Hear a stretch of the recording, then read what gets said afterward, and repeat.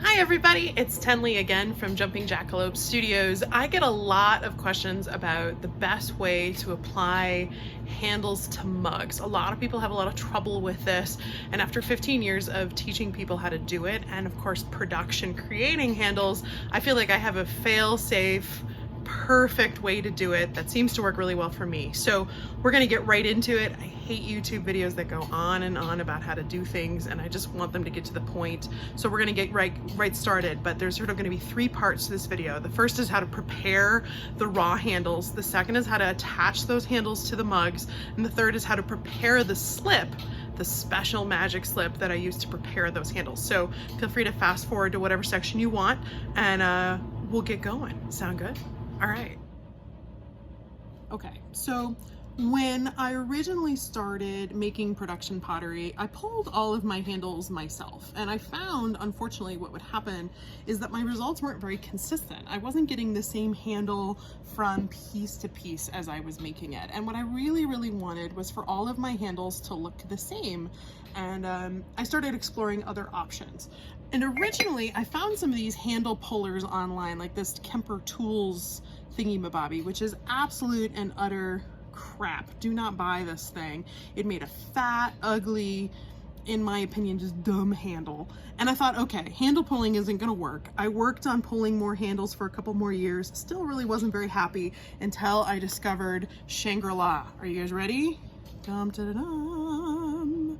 This is the Tony Ferguson handle pulling tool. I will go ahead and put more information about this at the end of the video. This thing is worth its weight in gold. He makes all sorts of different nifty shapes. They're really incredible handles. They're incredibly well done. You do have to pay a little bit of a pretty penny for them, but I promise you that it's worth it. And it makes a really cool handle shape. It makes sort of this nice little bony, really pretty handle, and we'll talk a little bit about how to do that. If you wanted to make your own, you could certainly use an old hacksaw blade and sort of sand off the blade parts, and you could certainly bend this into any old tool that you wanted, and over time, you know, put some effort in, and you could certainly make an approximation of this. But you know what really works really well is this Tony Ferguson tool. I've been using it for years and it's never worn down on me, so I prefer to use that instead.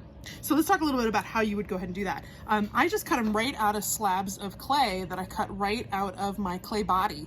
I just sort of line up the tool, and I kind of pull, you know, with the tool sitting right on there, I kind of pull straight on down. Pretty simple stuff, and just pull out on the back end. And as you can see, every single time I get this perfect, flawless, beautiful handle, which I then just have to wait for to dry. I always throw a few extra handles every single time, just to make sure, oops, dropping things, just to make sure that I've got some options. You know, some handles pull better than others, and I keep those extras, if I've got them left over, in this big piece of Tupperware. I think I bought it in the grocery store, and if you open it up, I've poured a layer of plaster of Paris in the bottom, and what I do is I periodically pour water in that plaster of Paris area. I live in a really dry area of Wyoming, and so I find this is really useful, and it keeps these wonderful handles nice and flexible and ready to use. These handles that are in here are about a month old, and they're just stiff and perfect and springy and ready to put on a mug, and they're ready to go. And so I'll have sometimes 20-30 handles ready to go and sort of pulled in with my dry box, which really saves me time and energy when I'm ready to go and I don't want to wait for handles to stiffen. So now we've got our moment of truth. I've got my slightly stiff yet springy handle. I've got my slightly more wet than leather hard. You can sort of see the sheen on that mug. This is one of my Wyoming flag mugs. So this is our goal, is we're gonna have it look a little bit like that when we're all done. And if we look at this and we put it up against it, we have a little bit of trimming to do to make some nice flat edges. It's a little rough and ragged. So the first things first, I'm gonna take this nice dull X-Acto knife, and I'm gonna go ahead and I'm gonna create the shape that I want, just like that.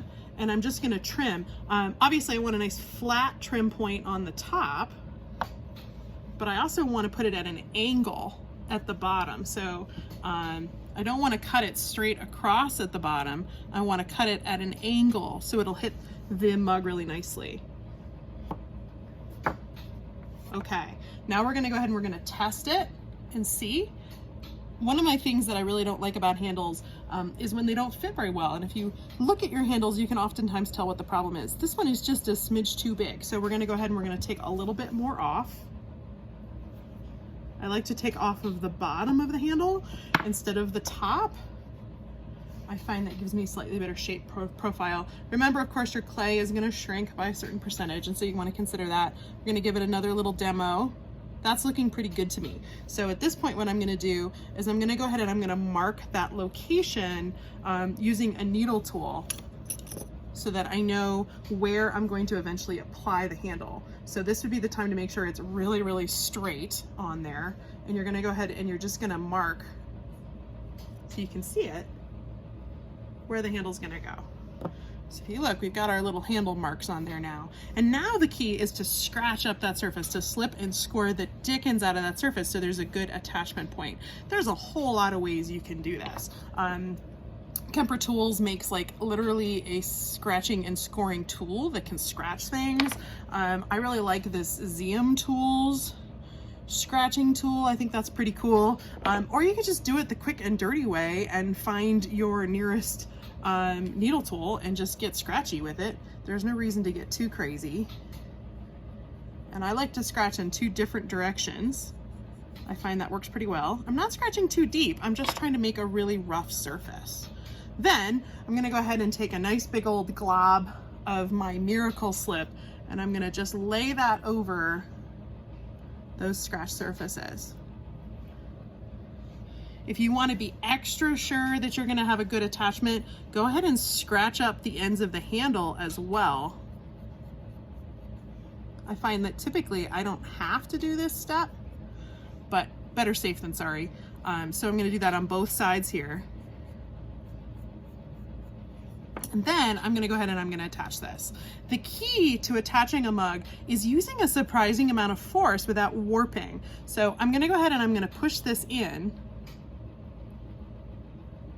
And I'm really gonna push on it and get it in there and make sure that's really in. You can see I've actually warped the mug itself to make sure that it's attached. I'm gonna kind of wiggle it back and forth. I can always pop that back out and repair it, but now I know that handle's really on. Then I'm gonna come down here where the other side of this is gonna go, and I'm just gonna lay this gently on the same area. And because it was cut at an angle, it wants to go in. So I'm gonna reinforce from the bottom here, and I'm just gonna push this in and really seal that seam. Just like that. So now, this is really attached. I know it's not gonna go anywhere, but I've got a bunch of goop left over, of course. So I'm gonna bring my brush back, and I'm gonna go ahead and I'm gonna clean this up and really seal up that seam.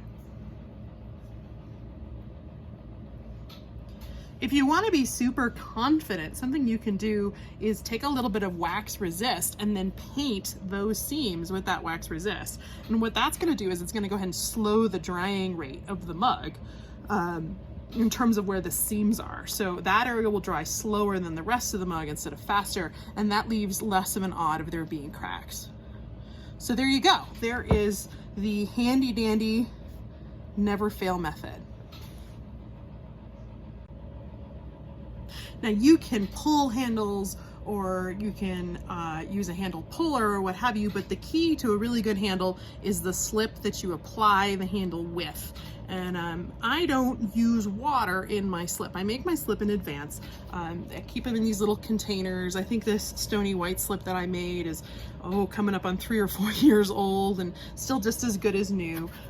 This slip is really, really simple to use. Some people call it magic slip, some people call it miracle slip, whatever you want to kind of call it, but it's very simple. All you need are 2 ingredients: dried chunks of clay, just clay that's dried out, that you don't have a use for, and our old friend household vinegar. So what you're gonna do is you're going to powder up these chunks of clay. The smaller the powder, the better, but it's not really that necessary.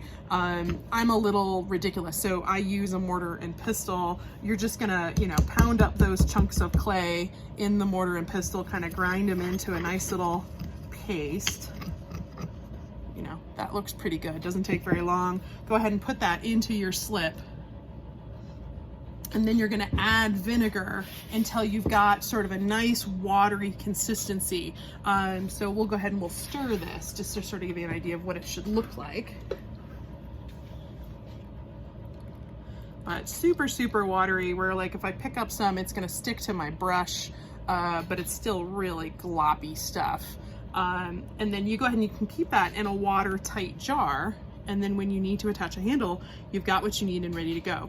The benefit of using vinegar is that, of course, vinegar doesn't have any kind of change in drying that happens. So unfortunately, when handles dry, you know, they dry at a different rate than the clay body. And so the key is to go ahead and use this vinegar with the slip instead of water, and then that minimizes the change in how things are drying in terms of, does the handle dry faster because it's smaller than the clay body. And so you end up not having a lot of problems where the seam goes. As I like to tell my students, clay likes to crack where you give it opportunities. And by using vinegar, you're taking water out of the equation, which certainly solves a lot of problems. I can't encourage you to consider this enough.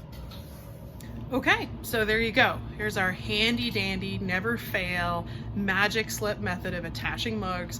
I do lots of mugs. I make mugs for a living. So I promise you guys, this is a great technique to give it a try. If you have any questions, feel free to contact me. I'm always happy to help out, and I'm happy to help beginners and intermediates and even advanced folks learn, pass on the knowledge that my mentors passed on to me. I'll go ahead and I'll post the link to that Tony Ferguson tool. You can find that on Etsy, as well as some of the other equipment I use today. Yeah, I hope this works. Happy potting, guys.